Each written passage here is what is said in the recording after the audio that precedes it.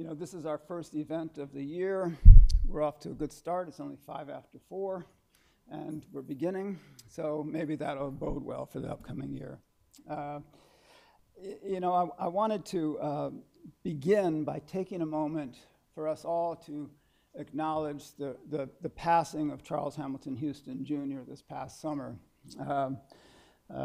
Charles was a dear friend of the Institute and a longtime supporter. He and his wife, Rose, were really important members of our family. They gave us a great deal of strength. Their dignity and humor and generosity was infectious, and we carry it with us and want us all to hold him in memory and give our thoughts to his widow, Rose.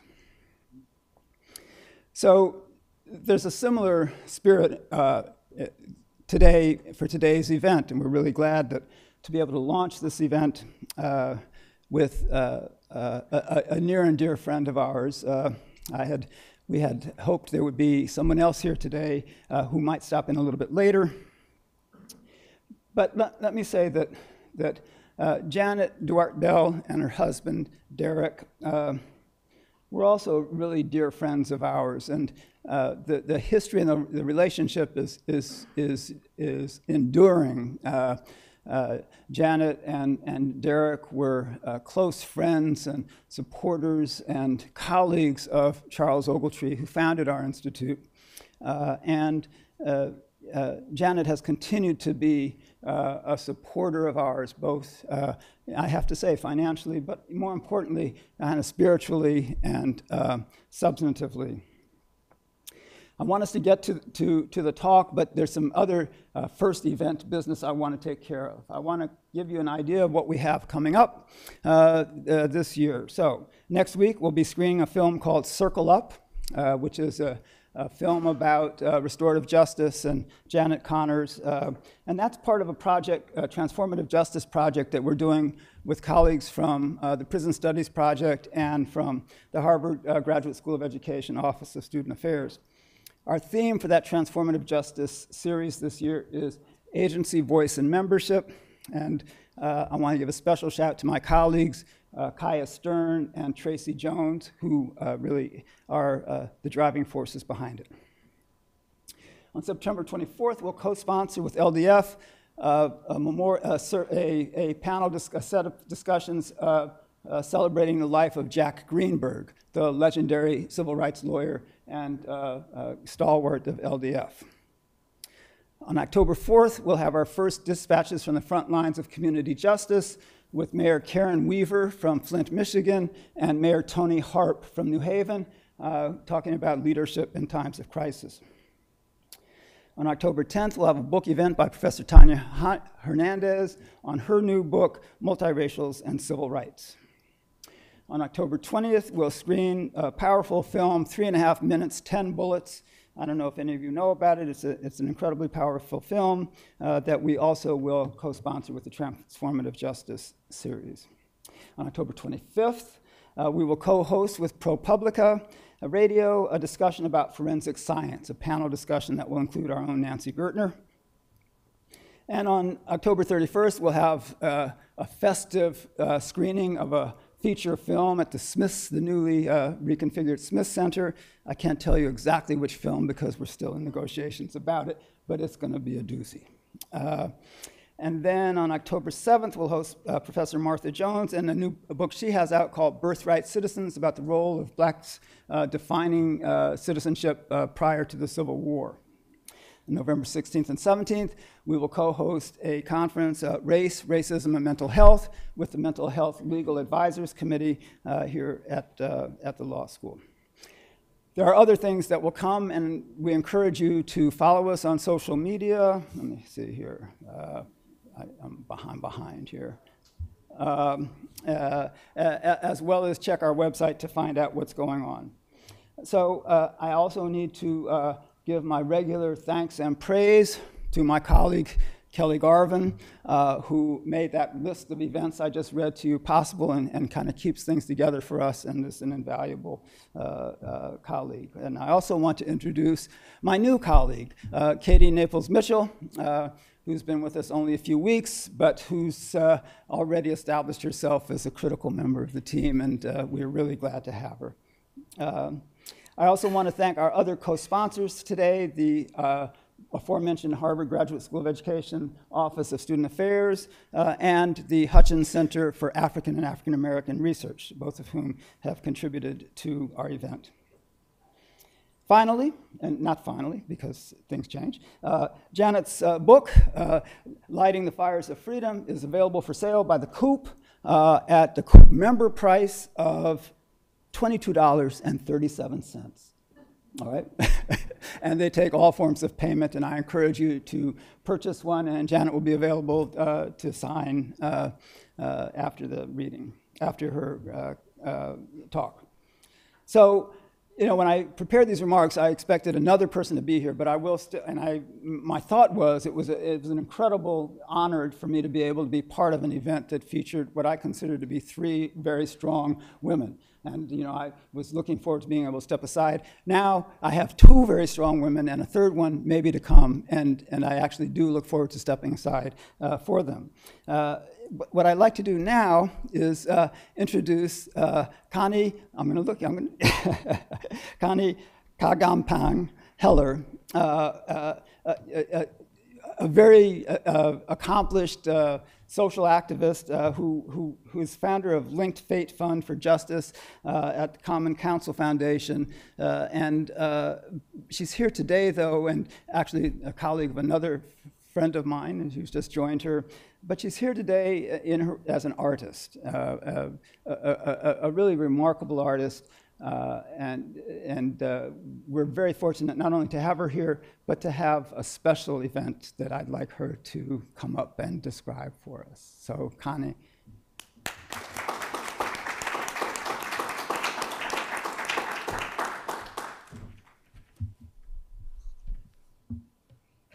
Thank you, David.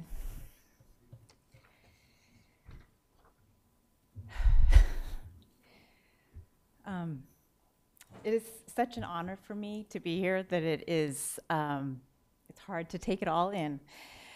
I am just deeply moved to share this print that I made of, it's a print of a portrait that I made of Professor Derek Bell. And thank you, Dr. Janet Dewart Bell, for all that you do in this world and for making today possible. So before I read a short piece that I wrote soon after I completed the work, I have 2 personal details that seem particularly relevant to share today. First, I had the privilege of being informally mentored by Professor Lonnie Guinier. As all of you know her well, know that that was a great privilege. And afterwards, in thanks, I gave her a piece that I had made that was inspired by the ideas that she had helped me wrestle with. And when I gave her the artwork, she said, "Connie, whatever you do, you must continue to make your art." So I do. Second, as an artist, I have deliberately chosen fabric as my medium. Not only is it the medium that I feel most free when working with it, it is the medium most commonly associated around the world with women and women's work. Unseen, under-recognized, the work of clothing families with love and keeping them warm, most often against all odds. It is a medium that is easy to overlook, but essential to our well-being. So the name of the piece is Courage, and I will now read what I wrote about it right after I finished it. Courage. I remind myself, focus on light and shadow, lines of laughter and loss, every experience collaged onto our being, past but still present, unfinished but refined, ordered but not, complex but clear. a whole in many shades of blue. I remind myself, focus on justice. A face emerges from the unrecognizable. The work of a lifetime continues on for all of us who aspire to practice, to live justice. I hear stories about Derek Bell, his memory, determined to continue the struggle, his favorite sayings, his work, the principles by which he led his life. Professor Bell stood up, literally stood up and left the security of Harvard Law to protest injustice. I remember on the windowsill overlooking the Hudson, a photograph of Malcolm X caught my eye and my thoughts. My mind wandering. Even the art we choose to display is marred by racial division. But why surprise? Who we choose to remember, how we remember them, who we want our children to ask us about, who we live with, and of course, portraits are like family members. I remember what to say, what to write. A blank card carried around for months sadly remains blank. What could I possibly say to Janet to offer comfort? Now, paths cross again, and then the collage began to unfold. Professor Bell's spirit of courage reminds us to take risks for what we know is just. So, it is with great pleasure that I present this portrait of Professor Derek Bell to Dr. Charles Ogletree and Mrs. Pamela Ogletree for the Charles Hamilton Houston Institute for Race and Justice.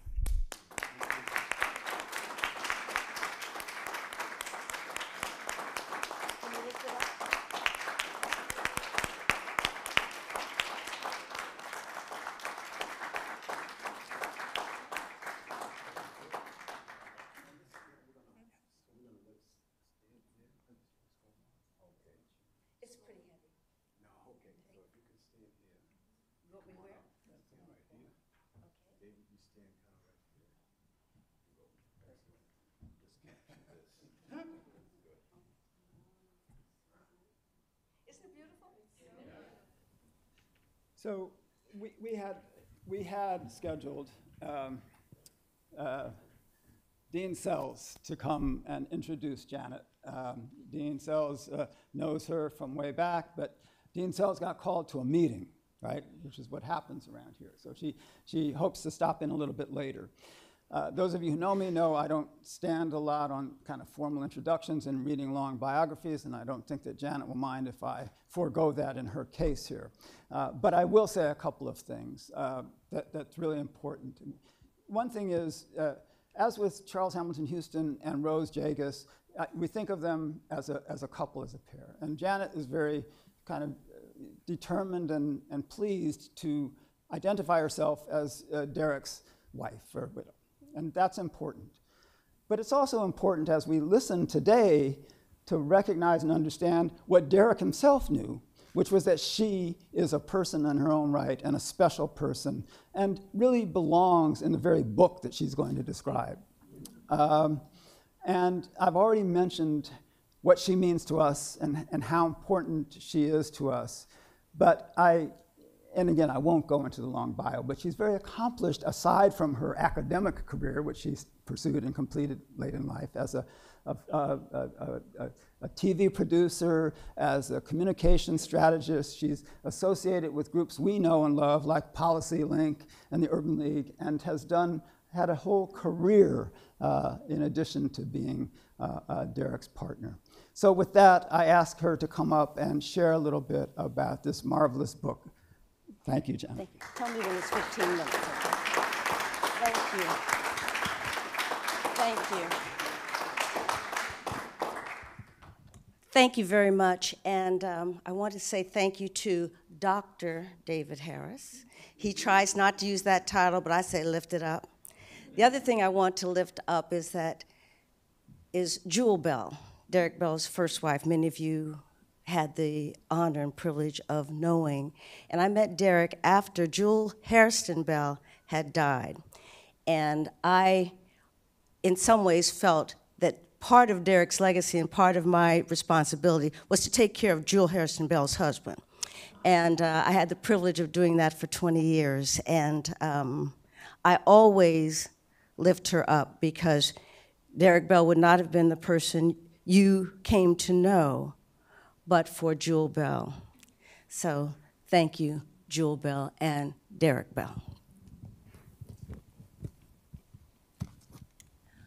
I usually start with music. Almost every Bell program has music in it. And so I want you to join in on this song I'm going to do a cappella.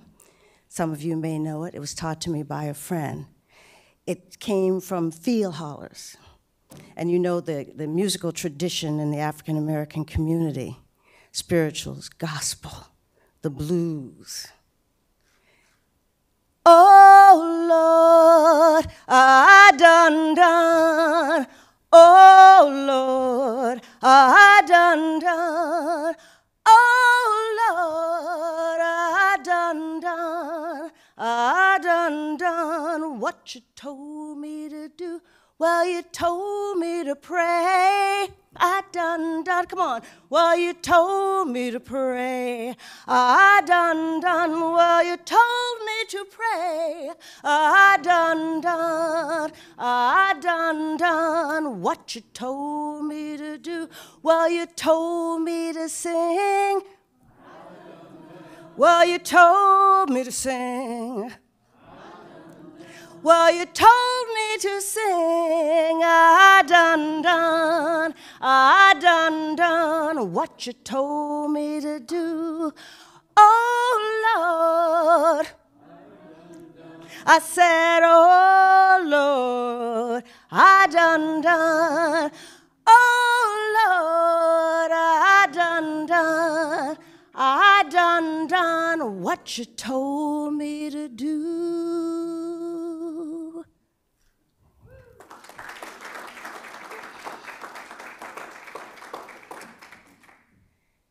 So, during the Civil Rights Movement, African Americans led the fight to free this country from the vestiges of slavery and Jim Crow. African American women played significant roles at all levels of the Civil Rights Movement, yet too often they remain invisible to the larger public. While some African American women led causes and organizations such as Dorothy Height, the president of the Delta Sigma Theta sorority and the National Council of Negro Women, others did not have titles or official roles. I'm going to shift a little bit here for the space. However, wherever they were, they did not stand on ceremony. They simply did the work that needed to be done without expectation of personal gain. Often unnamed or underappreciated, African American women helped to construct the cultural architecture for change. Women such as the crusading anti-lynching journalist Ida B. Wells Barnett and Rosa Parks were also anti-rape activists. They tried to protect Black women from the white Southern tradition of droit de seigneur, literally the right of the Lord. In the antebellum and Jim Crow South, that meant Black women's lives and bodies did not matter. White men abused and raped Black women at will and without punishment. African American women leaders and activists addressed these issues and other important and volatile issues of the time: lynching, education, economic justice, economic injustice. People who lived and worked in the heat of the civil rights cauldron were the heart and soul of the movement. Their heroic actions, often putting themselves and their families in harm's way, were without equal. As servant leaders, African American women were rooted in their desire first to serve their communities rather than gaining power for themselves. They were not servile. I want to tell you my personal story. And let's see if these slides work.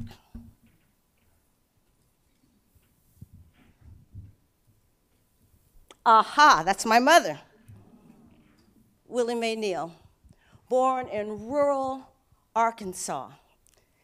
She stopped school at the 8th grade because the nearest high school for black children was 100 miles away in Little Rock, Arkansas.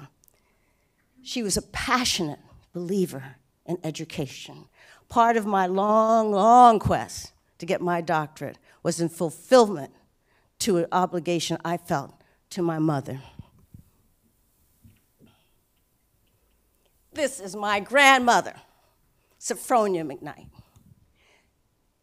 Under 5 foot, under 100 pounds, could drag a 100-pound sack of cotton through the fields in 120-degree heat. Sophronia McKnight had 3 daughters. My mother was the youngest one. And in those days, my mother was born in 1917. Remember, they lived in the rural South. The white insurance agents would come by on Friday to get their premiums, collect their premiums. Someone told me recently that that still goes on. But one day, one young man came by and apparently did not get the memo. You do not mess with Sophronia McKnight's daughters. And he fondled one of her daughters in front of her. Well, my little grandmother, under 5 feet, less than 100 pounds, calmly walks over to the gun rack. And she takes a gun and she aims it so that it misses young man's ear by just about this much. She was a sharpshooter, as was my mother, and as was I.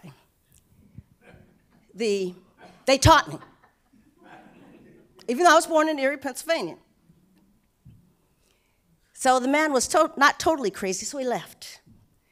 And my grandparents sent their daughters away because they thought surely they would be lynched.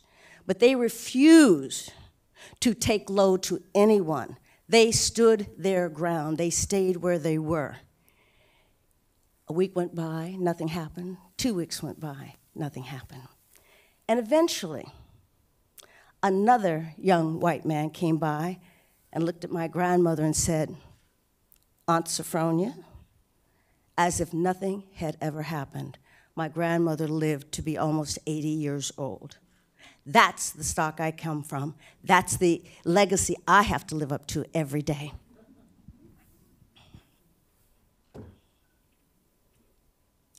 This is a rally I attended, sort of, in about 1967 in Southside, Virginia. And as I tell the story, it's a good thing my fool self was not killed, because I was staying with some of the people in a rural area in Southern Virginia doing voter registration, things like that. And the Klan, as they would want to do, came through town trying to terrify people. And then they went to a fairground where they then started burning crosses. And a couple of us decided we wanted to see what was going on, so we went. And of course, that was not really a very smart thing to do. And people noticed we were there. But before we wisely left, I grabbed this off a telephone pole, and I've kept it all these years. See what it says: good preaching, country music, the white public only. And I always say, and there wasn't a Muslim in sight. You get it.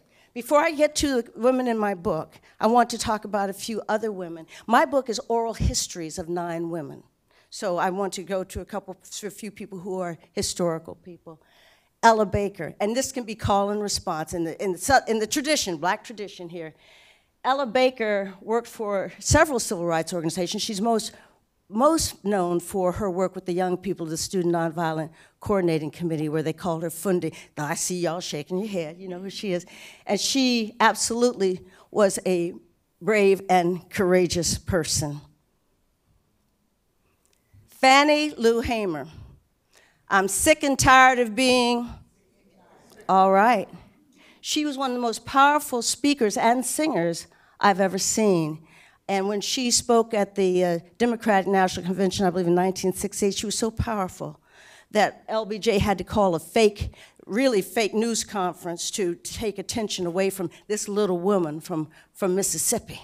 How dare she be so eloquent and so powerful. I saw her one time at a rally with Stokely Carmichael, who became Sekou Touré, and Stokely was like 10 feet tall, and she's about the size of my grandmother, and Stokely was using profanity, and Mrs. Hamer didn't put up with that. She walks up to him, and she said, now, young man, you have to stop that. And the great Stokely Carmichael, Mr. Black Power, said, yes, ma'am, and he did. I wanted to mention the Montgomery bus boycott because part of my life's work and research of women leadership, and to me the Montgomery bus boycott is a microcosm of that. And first of all, look at the date. People walked for over a year. We can't get people to walk across the street. And in that, so you have people at different levels.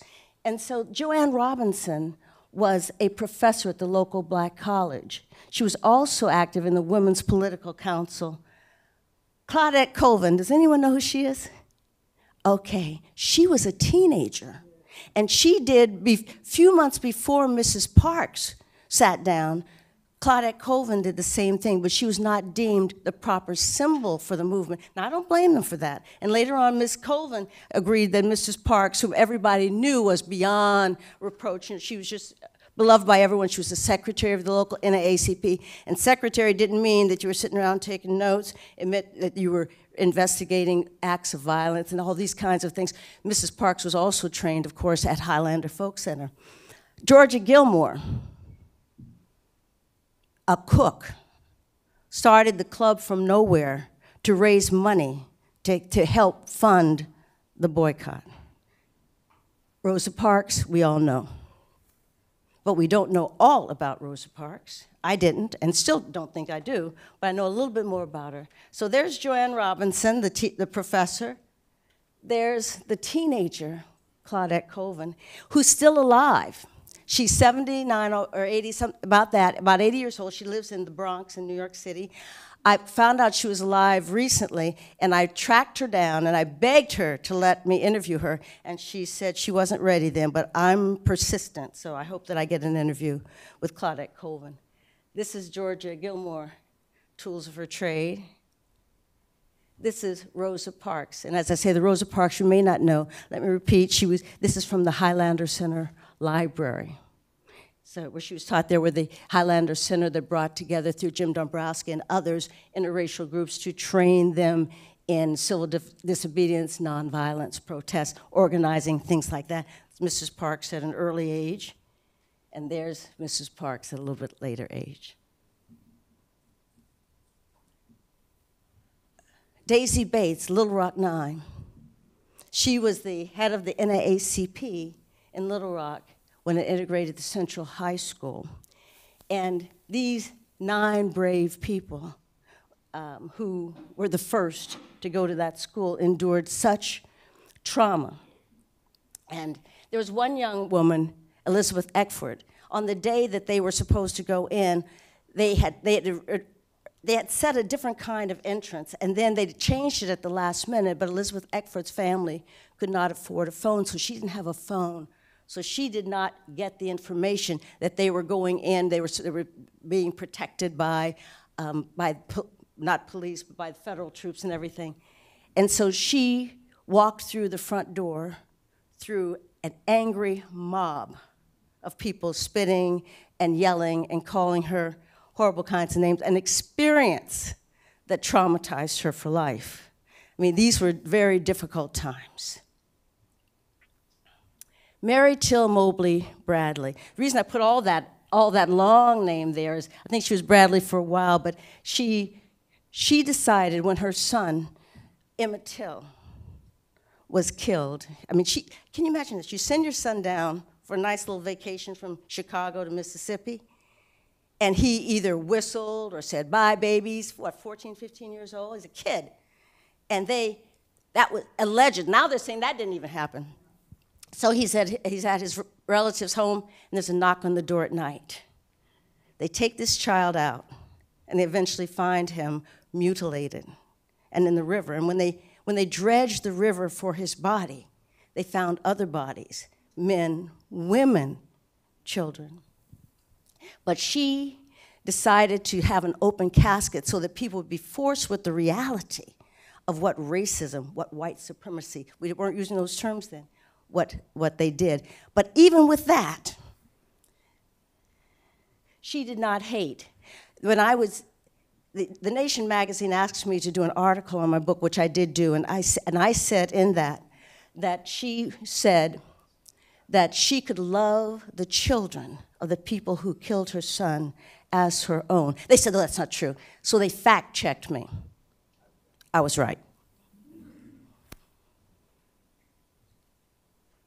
Constance Baker Motley. Okay, the lawyer is here. Constance Baker Motley always looked like that, elegant and what have you. This is her, obviously, after she became a federal judge, but she was absolutely amazing. People would come from miles around to see her argue cases, and she just always very dignified. Someone asked her once, how did you prepare for one of your big cases? And I remember she was integrated at the University of Georgia, University of Mississippi, all these places, and she said, I went to Lord & Taylor and bought another suit. A little flip. Okay, so I'm going to segue into a little bit about the women in my book. And there are these photographs that I'm going to show you are from the book. And so Leah Chase, Dookie Chase's restaurant in New Orleans. All right, let the good times roll. People who follow the James Beard Foundation probably know more about her than people who are involved or in civil rights. But the reason she's in the book, and she and her husband hosted meetings of civil rights workers, and that was totally against the law. The business could have been shut down. All sorts of things could have happened, but they did not, basically because the Chase family was so well respected. And when I interviewed Mrs. Chase, it was in her restaurant, and she was 90 at the time, and she was still cooking. She's 94 now, and she's still cooking, not as often as she did before. This is a more recent photo of her. But she said, who knew you could change the world over a bowl of gumbo? Now, Mrs. Chase is the model for Princess Tiana and the Princess and the Frog of Disney. And I said, that was before we knew we had a Duchess, but she was a princess, she's the model for the princess, and she is more Catholic than the Pope. When I was interviewing her there, Pope Benedict had given her a citation from the Vatican. And so whoever was supposed to video this didn't show up, and I had a videographer, and so we had the privilege of videoing her receiving this wonderful thing. And she's just really the most modest person. She says, who am I? Nothing. When her restaurant was almost destroyed by Hurricane Katrina, she was, what, 82, 85 years old, and she stayed in a FEMA trailer while that restaurant was rebuilt because she did not want to leave her community, the community that she had served. Absolutely fascinating. In terms of art, she became an art collector at the recommendation of someone. So at one point, she had one of the biggest collections of African-American art, certainly in New Orleans, and maybe even in the country. And the one thing they did when the floods came, they saved the art. The art is now back on the walls where it belongs in her restaurant. Dr. June Jackson Christmas was one of the first blacks to graduate from Vassar. She graduated in the 40s. She also went to Boston University Medical School, where she was one of the first. She is a psychiatrist. This picture was taken, she just happened to be at an American Psychiatric Association meeting. This was the day after those students were killed at Jackson State College in 1970. And she's talking to, obviously, to very concerned people there. Dr. Christmas is her contribution to the civil rights movement is that she and her husband had a big townhouse, and they would host civil rights workers and others at their home. They would let them stay there. They would provide food. They would raise funds. and they would provide counseling, because they said, Dr. Christmas, we don't have anyone to talk to. This stuff is stressful. People weren't talking about post-traumatic stress then, but these young people and others knew that they had to talk to somebody about all the stuff that they're going through. She served as mental health commissioner under 3 mayors. She's still practicing. I think she's about 94 now. Sharp as can be. This picture of Dr. Christmas, remember I just said she was 94? This was taken 2 years ago. Don't hate her. Aileen Hernandez is the only one of the 9 women who died before this book was published. She was a student activist at Howard University in the 40s and the 50s, and she became remember Howard University, Washington, D.C., is still in the South. People somehow forget that. She talked about leaving New York, going to Howard University, and those wonderful Pullman porters were so helping them on the train and helping them get food and everything. They're very proud. And the other thing is that many of the Pullman porters were graduates of Howard University. They were the most elegant guys around, you know. At any rate, they told her, when you get to Washington, look for the black taxi. So she and her father out there searching for a black-colored taxi. And they said, no, you didn't get it. So she finally realized it was the taxi for black people. That's after she had been denied, they'd been denied transportation to by other people. She really believed in intersectionality. She was very involved in women's issues, labor issues, what have you. She was the first, and I believe only, African-American president of the National Organization for Women. She quit the organization when, after she was elected, the next slate was an all-white slate, and she said, that can't help. That can't happen. So she then became more involved in the labor movement, the Ladies Garment Workers Union. And I interviewed her, this is at her office, where she was a volunteer for the San Francisco Human Rights Commission. Just absolutely incredible, incredible woman. Obviously, I'm skipping through a lot of history here. Judy Richardson represents the young people, not only of the Student Nonviolent Coordinating Committee, but she says her involvement in the movement was SNCC, the Student Nonviolent Coordinating Committee. This is a sit-in. See how young they are. They're barely older than these wonderful young people at Parkland, right? David Hogg, Emma Gonzalez. Let's lift them up. Judy was one of the people who ran the telephone line, the wide area telephone service, and on that line, people had to call in every few hours, so you know they were still alive where they were. That was a very important job, but Judy is very modest, and she says, what? She almost didn't want me to interview her. She said what I did was not important, but what she did was very important. She later became associate producer of Eyes on the Prize, among other things, and an editor of a really fine book called Hands on the Freedom Plow, about stories about other people who were involved in the movement. This is Judy at the Martin Luther King Day in Boston, I think in 2014, reading a proclamation or a statement at that time. Judy is one. Her interview is very funny because she has a very lively way of speaking, and she let me keep that. The thing that I love about the women is that they allowed me to retain the way they speak, their cadences, their colloquialisms, their slang. I mean, it's just wonderful. So you really get a sense of who they are. And Judy in particular. Diane Nash. Okay, who knows Diane Nash? I see a hand back here. No of her. Well, she's hard to know because Diane Nash was the toughest interview I had. I begged her, I sent her notes, I called her, I did everything. So finally I said, okay. So I had to ask one of my male friends, who was one of her friends, the late Ivanhoe, now the late, he died a couple of years ago, I think, Ivanhoe Donaldson, to intercede for me. And she finally agreed, and she called me up and she said, I'm only talking to you because Ivanhoe Donaldson told me to. And I said, whatever it takes. And she, as a student at Fisk University, took over the Freedom Ride. This was after the core bus, the Congress on Racial Equality bus, was stopped and people were severely beaten and they could not go on. And people were wondering, well, what should we do? And she said, if you allow violence to stop us, you know, we will never succeed. Also, if people think that if you impose violence upon them, it would increase the violence toward black people. And so she was adamant. And the FBI even learned to respect her, and others, federal government. They tried to get her not to carry on the freedom ride.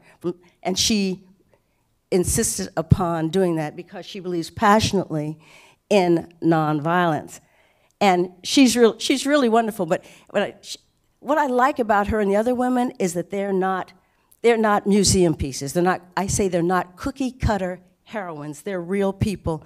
So when Diane Nash finally agreed to talk to me by telephone, she agreed for 15 minutes. So I was looking at my watch and I said, Ms. Nash, since I didn't know her, I said, Ms. Nash, it's been 15 minutes. And she said, it's been 18.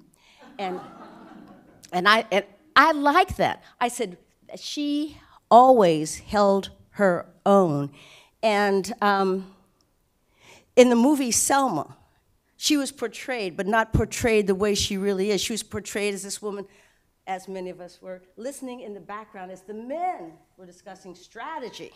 She was the strategist, for goodness sake. They had to hold me down in the theater when I was watching it. The movie is good, except for that. And so, but here's Diane Nash more recently.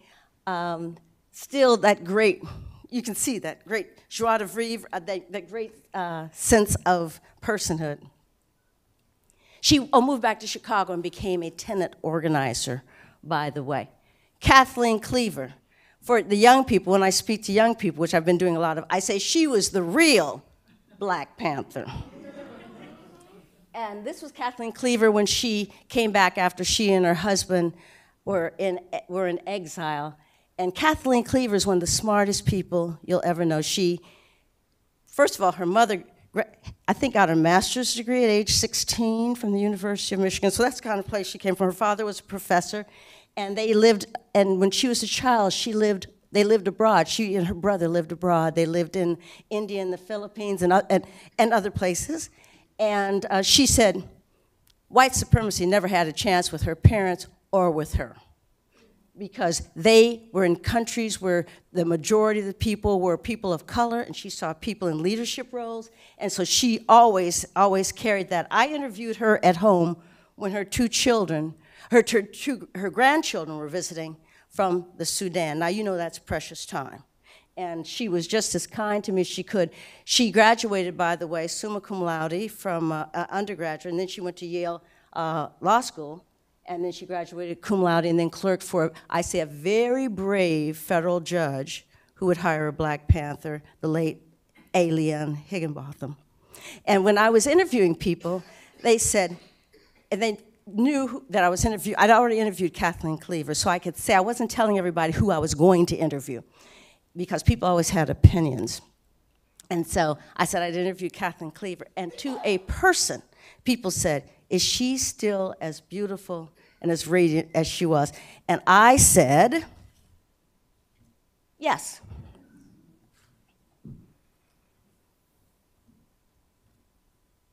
Gay McDougal integrated Agnes Scott College outside of Atlanta, actually in Decatur, Georgia. She was the only student for 2 years. After 2 years, she had to go to Bennington.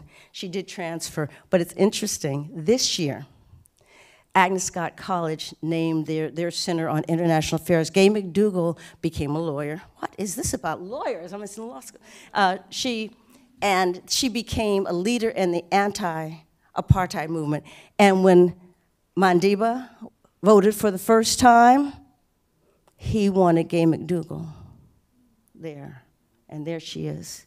And this is Gay today in her Fordham University office.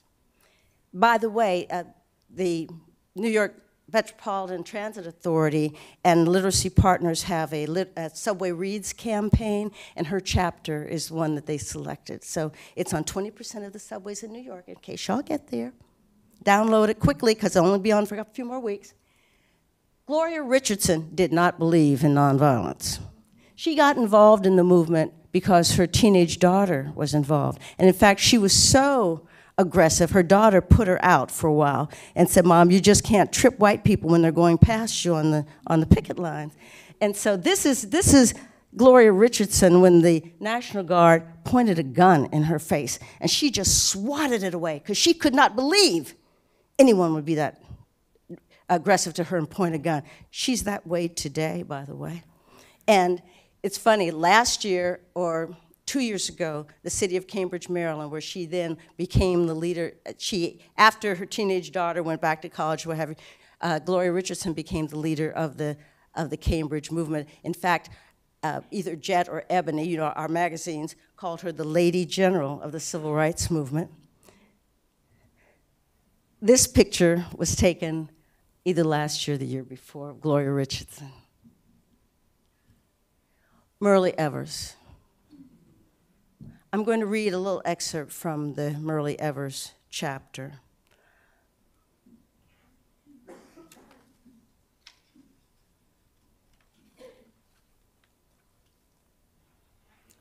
This was after her husband had been killed in their driveway, essentially in front of Mrs. Evers and the 3 children. Myrlie Evers, by the way, was a partner to Medgar Evers in every way. He was the head of the Jackson, Mississippi NAACP office. She was the secretary, and secretary did not mean you were taking notes. Let me read this. Born in Vicksburg, Mississippi in 1933, Myrlie Beasley was raised by her aunt and grandmother. When she was 17 and a student at Alcorn A&M College in Lorman, Mississippi, she met her future husband, Medgar Evers. They married when she was 18.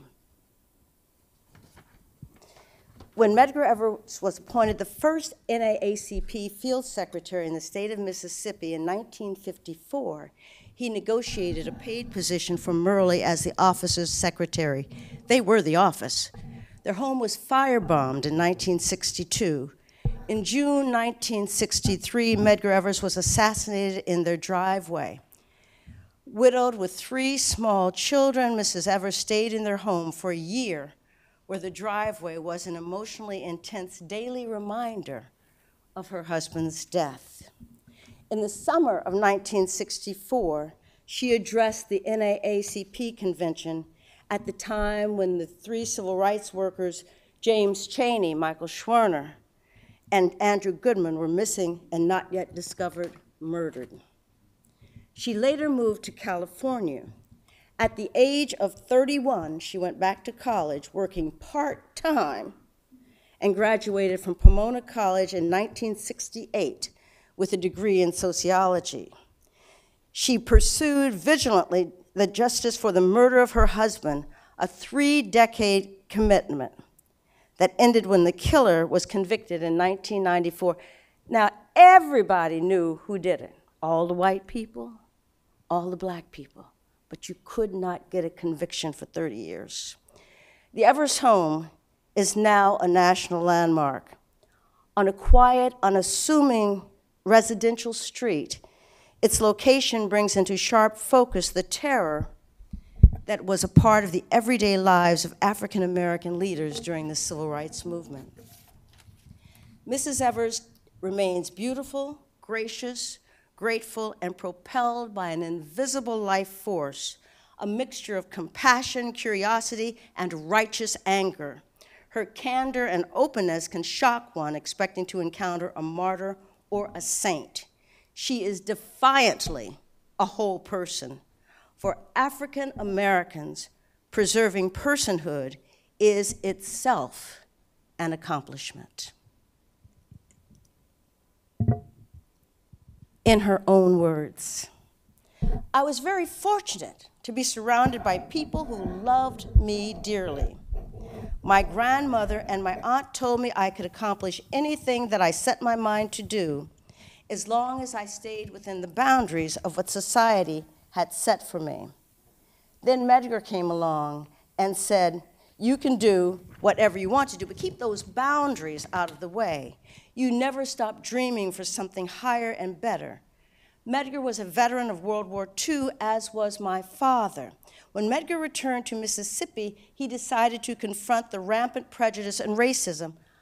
I came along and learned as we moved forward in the work, first in the Mississippi Delta, and then later in Jackson, Mississippi. Medgar and I moved first in the Mississippi Delta to a town called Mound Bayou, built by former slaves. Medgar was the first known, this is what she says, African American to apply for admission to the University of Mississippi, Ole Miss. Now, the fact checkers at the Nation did find that he was actually the second, but Mrs. Evers thought it was, and so did he, that he was the first. So those fact checkers were pretty sharp, actually. He applied to the law school. He went to visit Dr. E.J. Stringer, president of the NAACP Mississippi State Conference, to talk about the NAACP supporting him in a suit for admittance. Instead, they talked him into taking the position as the first field secretary for the NAACP and opening an office in Jackson. A very, very interesting time. It was not only typing, organizing events or celebrations, or even the sad things to acknowledge people who had been hurt, who had been killed. I did research for his speeches. I even wrote some of them. We were behind the cotton curtain because you could not get information out to the wire services that you could in other parts of the country. It meant being concise with what you reported and sending that information to the NAACP office in New York City, and you did it, young people, by telegram. I was a welcoming committee to people who came in. Everyone visited our house. Our house was so small, but we always found a place. I think of Thurgood Marshall, Constance Baker Motley, attorney Derek Bell. What a terrible time I had trying to balance a budget of $25 every 2 weeks, feeding and housing people. But it was our home. Many of us bonded. There are a few of us still around. We have been there. It was an exciting but frightening time because you stared at death every day and you walked, and death walked along with you. But there was always hope, and there were always people who surrounded you to give you a sense of purpose. You try to prepare, you do a little role playing. I personally would put myself in a position mentally where I had just lost my husband. I knew it was coming. I recall a conversation with Medgar not too long before his assassination. I said to him, I can't live without you. I can't make it without you. He looked at me and said, you're much stronger than you think you are. You will be okay. You must believe it. Today, when I visit our former home, I can still see the blood. We needed to get away from that place. Our oldest son, Daryl Kenyatta, reached a point where he refused to eat. He would not study. He would not talk. My daughter would go to bed with her dad's picture, holding it every night. The youngest one, Van, who was 3, would go to bed with this little pistol. I knew that we could no longer live in that house. A woman who was lonely and afraid, but one who was determined to make it. Everything I did was based on what I thought Medgar would have wanted and the promises that I made to him the night before he was killed. My grandmother said to me, you run as far away from Mississippi as you can get without getting into the ocean. California became home, and today it still is. So I was asked to summarize the characteristics of the women, and this is a poor summary at best. But authenticity, courage, and purpose. They all had it. They all have it. Those who are still living are still living. They have a lot to teach us, their contemporaries, and also the young people today. So, we have time for a couple questions if you want. But I want to say, Thank you.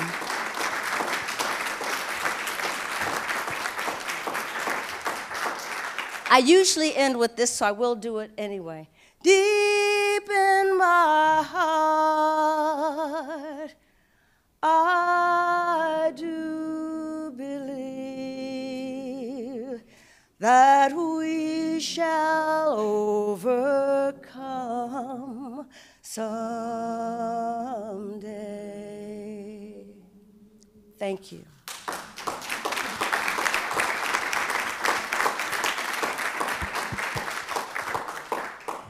Couple questions, and please buy some of these books. 2237. Yes. I bought my book.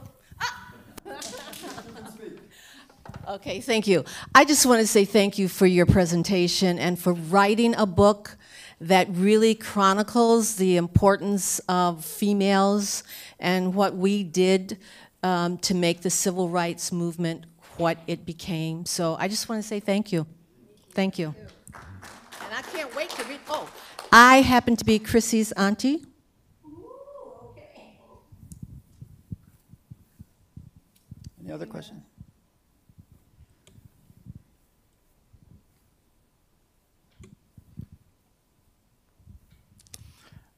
Thank you very much.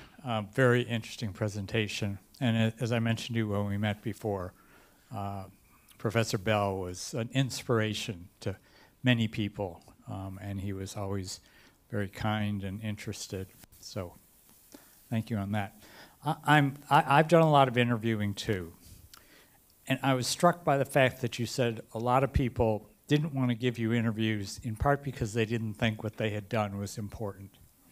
And I wonder if you can comment about that.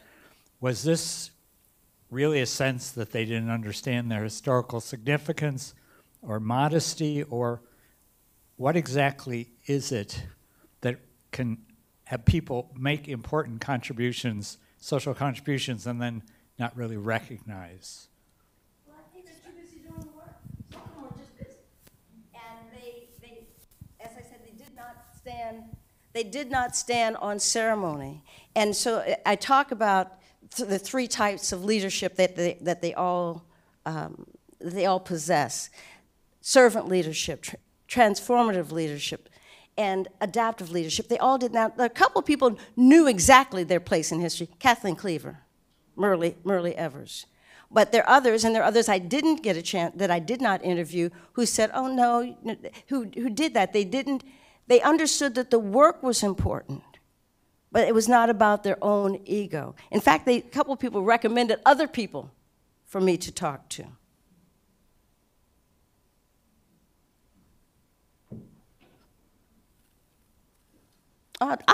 My inner Oprah, I'll do it. On that note, I'm just wondering if the name Annie Devine comes to mind with you. She was in Canton, Mississippi.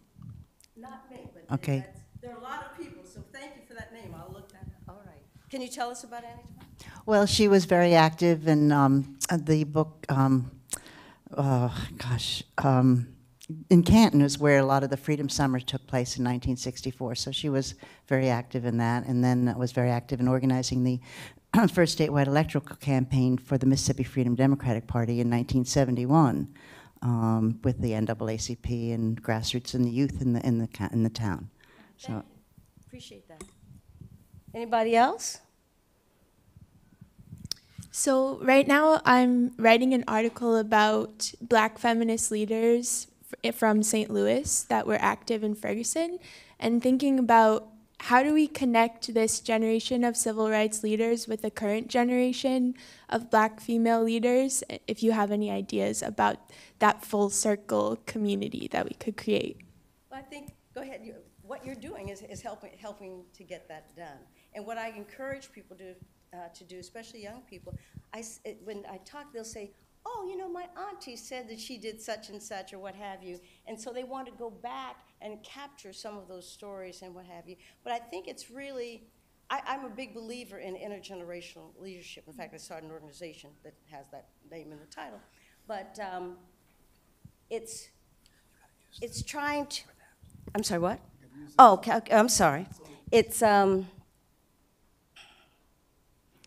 it's making sure that when you're having events or activities, if you can, that you don't silo them. That the reason I started my organization, LEAD, Intergenerational Solutions, I got so tired of going to meetings and they'd say, oh, the elders, which I'm one, I think, or they'll say the millennials, and then they'll say, oh, the young people, and all this stuff. I said, wait a minute, we're all in this together. So I can learn from 5-year-olds, you know, it's listening. It's really having respect for people's contributions, whatever level they're contributing. And so, like I say, if there's anything controversial about my book, it's the fact that I have people who some people might not consider leaders, right? So I believe in non-traditional leadership, and I believe that you can lead many different ways. You can lead from the back of the pack. You don't have to have a title to lead and to create constructive change. You're welcome. But keep writing and interviewing people. And publish. Don't just write, publish.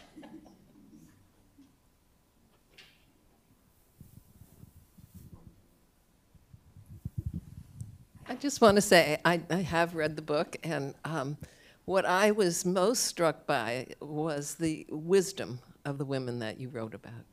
And you read through the sections, and there's a sentence here and a sentence there of what it meant to them and what they learned from it and what their roles were, and I thought that was wonderful.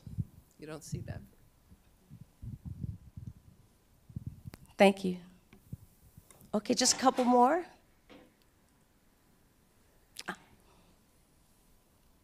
Thank you so much. So, you know, I want to see you write about your grandmother. Like, have you thought about going back one generation, like she was speaking about, and what it means to be a leader?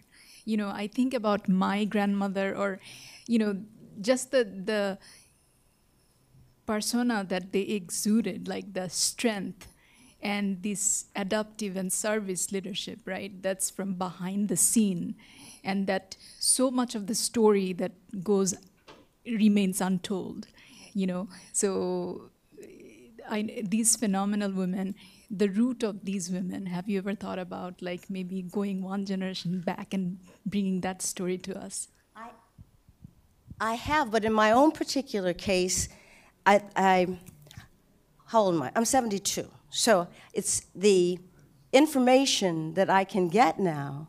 I have one cousin who's maybe 10 years older than I am, and she is so closed-mouthed, she won't say anything. So I keep begging her for information, and we have that, right? So I pitched an idea to a publisher, they didn't buy it yet, that I was going to do a 3-part kind of biography, and where I would make up stuff that I think happened with my mother and my grandmother.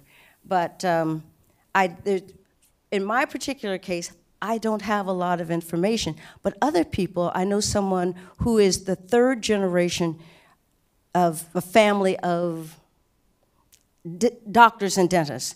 And her family practiced in areas that were not expected for black people. And I said, this is a story, and she won't write it. And that's very, she can get that. And I don't have time to do it, but other people have to do these things. Yep, they're getting the hook. I want to thank you so much for writing this book. I'm involved with a lot of people who do editing for Wikipedia, Wiki. And I'm thinking in terms of people having access to this information. Like, you know, I happen to be a computer scientist, and I'm in love with math, and I didn't know about Hidden Figures and how huge that story was. Like, John Glenn is the reason why he's alive is because of a black woman mathematician. Things like that.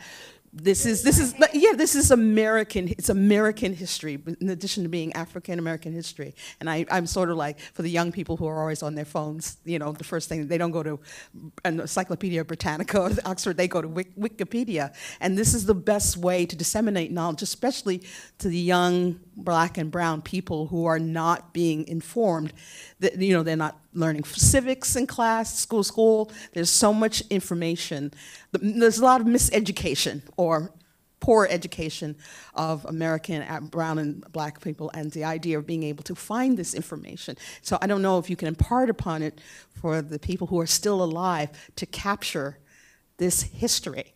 I had this conversation with some of the people at Radcliffe when they talked to the Radcliffe alums who were like 60. They're so humble, like the 60, they're doing people, the younger people, they're like, we don't want to hear about the 10-year-olds. I mean, not the 10. We're like, you guys are living history. The stories are remarkable about what women went through to make this country as great as they are, the unsung heroes. And I'm just, if you can't do it for, you know, say it, do it for like this lovely young lady, you know, who's doing something on, so they can pass it on to someone else. And I tell everybody, you can do it too. It can be small, it can be small, it doesn't have to be a big thing, but really just capture it. But the biggest thing that... But if it's not written down, it doesn't exist. It's assumed that there's not a contribution by African, if you don't have historical records, even though there's an oral tradition, it's something about having it right and having people from around the world being able to access the information for the remarkable contribution that African Americans have made in building this country. Well, what I've discovered in talking to different groups is that young people, I was speaking to the Andrew Goodman Foundation, which is Goodman, Cheney, Schwerner. This summer, they have a Vote Everywhere project and bring in young people from around the country. First of all, they pay for people to go to organize on different campuses for people to vote. And when I mentioned the story about my mother and grandmother, today I didn't tell the full story. So I talked about my mother then left, and my beautiful, brilliant mother worked as a household worker and maid in motels, not hotels, motels and in private homes in Erie, Pennsylvania, where I was born in 1946. And there were a couple of young women in the back, and I noticed them doing this. And they came up to me afterwards and said, Miss Bell, you know, thank you for that. They said, we always feel ashamed that because of our background, because we didn't have things. I said, no, there's nothing to be ashamed about. My mother said, you're as good as everybody, but you're not better than anybody. So I think it's important to really tell that story, but also let people know that they themselves are of value. And once they get that, then they have the inspiration, I think, to learn about their family, to learn about other things, and they have that, I don't know, the confidence that things are going to be all right. And I always say to them, I said, I know I look bougie now.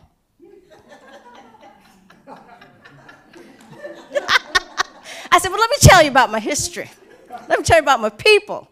And so I loved bringing that out. And I loved talking to kids and letting them know that whatever their background is, it's fine. You know? It's fine. Part of the human experience. And I always tell them, too, the last thing I leave with young people all the time is aim high and then aim higher. Thank you. You're not done yet. You're not done yet. So I had one quick question, and then we have our special treat. Yes, so, Dr. Harris. No, don't be. No, I can tell you about my mother too. So. See, this is the kind of people I had to interview, right? But when I had a question about. Yes. I think it's fascinating and it's interesting that we don't really think of this, but this is in a kind of oral history tradition, and I wanted you to talk a little bit about that. I mean, I think the fact that these are really oral histories that you've done, and I'm wondering, you know, we were talking about doing some podcasts today with Aaliyah, and so I'm wondering if you have audio of these, and if you've thought about kind of releasing any podcasts after, of course, the book is million. Well, I recorded all but one interview, and I did videos of 4. And just this week, I was approached by the Civil Rights Film Festival to do something with the material that I have and that other people have. Right? There's lots more material than we think out there. It's just trying to make sure that people know about it and they can access it. And it's just, I always said, when I first started my doctoral work and doing research in this area, I thought, well, gee, it may be hard to find material. How ignorant I was. I said, there is a wealth of material out there. We just have to look for it. Oh. Thank you for revealing what I've always known. I recently gave all my documents and interviews to the Wisconsin Historical Society.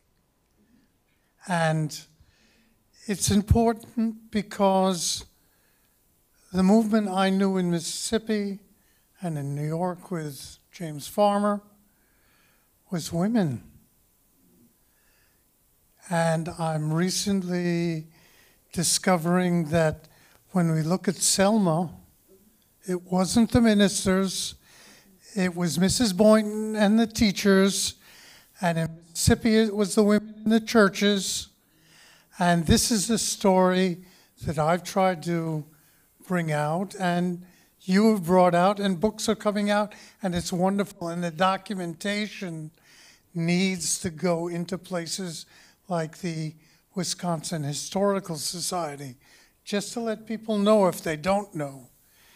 They started working with the labor movement on an integrated basis in the 40s, and they were the home for the Student Nonviolent Coordinating Committee to meet and argue out what was going on and what needed to be done. And these stories have to continue to come out. And I just want to acknowledge Dean of Students, Marcia South. No, I'm going to acknowledge you. No, I have to acknowledge you. So, hi, I'm Marcia Sells. I am the Dean of Students here at Harvard Law School. But before I came here, I was living many, many years in New York City, and also went to law school. And my closest friend, who is also, and the godfather of my child, protege of Derek Bell, but Janet and I got to serve on the board of the YWCA of New York, and then she pushed me to be the chair of the Y, and then told me, in terms of knowing that history, that in doing so, that she had moved and made sure that there was the first African-American woman to be in their 150-year history. But this is a woman who's not only about telling history and demonstrating history, but also in terms of charging all of us to try and think about how we can be connected to history. So for that, we are deeply grateful. Thank you.